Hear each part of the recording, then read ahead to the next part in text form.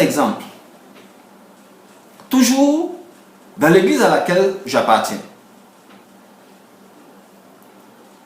j'ai eu plus de 5 années de dures épreuves, 10 années d'épreuves, mais 5 années particulièrement difficiles, les 5 dernières années, depuis novembre 2019 jusqu'à maintenant, l'épreuve a été particulièrement difficile. Et un jour, je m'étais retiré au temple pour méditer la parole. Je m'étais retiré d'un côté, et il y avait la délivrance qui se pratiquait de l'autre côté. Le pasteur principal était avec une sœur.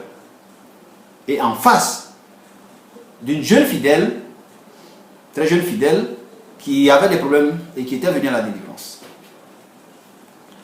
La prière a commencé après la cuidam. La prière a commencé à durer très longtemps. Et tout le monde était fatigué. J'étais assis, je regardais. Et l'Éternel, avec qui je parlais en ce moment précis, m'a dit, ton pasteur est fatigué. Je vais faire coucher la fille pour qu'il se repose un peu. Et sur ces paroles, la fille s'est couchée, presque endormie. Et le pasteur est venu vers moi pour m'expliquer la difficulté qu'il rencontrait à délivrer cette fille. Pendant ce temps, l'Éternel et moi-même, nous étions en train de rire à l'intérieur. Parce que l'Éternel aussi rit. Je vous le dis. Je le connais, je l'ai rencontré, je parle avec lui bouche à bouche. Donc je vous dis qu'il rit aussi. Il se moque aussi. Et lui et moi, on se moquait de notre pasteur. Cela arrive aussi. Quelle est la leçon à tirer? C'est l'Éternel qui provoque ces manifestations. C'est lui qui réalise ces manifestations qu'on attribue aux démons et au diable. Je précise encore une fois que le diable et les démons n'existent pas.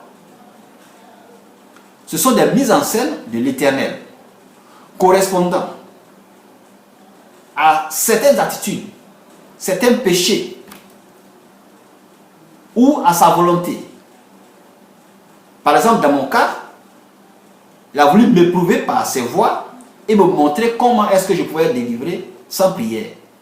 Le troisième exemple que je voudrais donner, il s'agit d'un grand homme de Dieu que j'aime beaucoup, que je respecte en tant qu'homme de Dieu et qui est en RDC, République démocratique du Congo.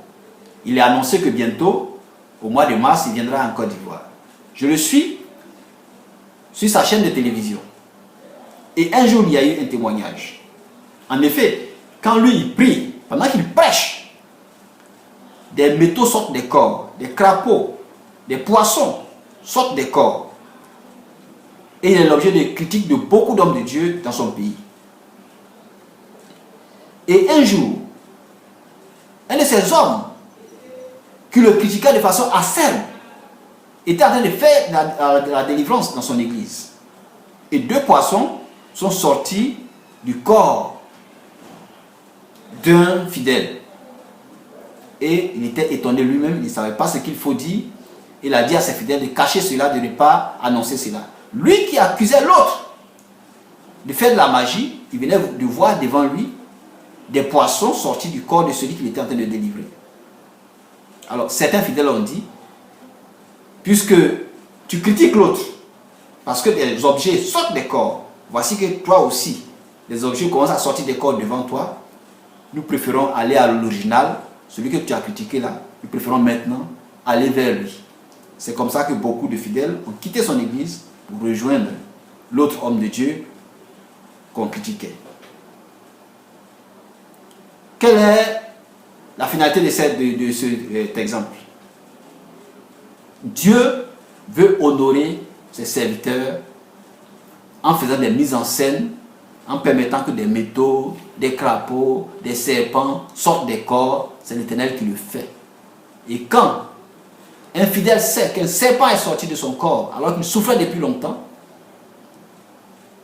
il est content d'être délivré parce que généralement on a besoin de voir pour croire.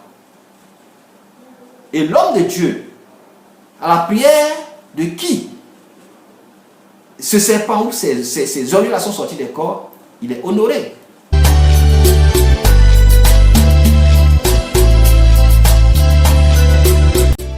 À bientôt.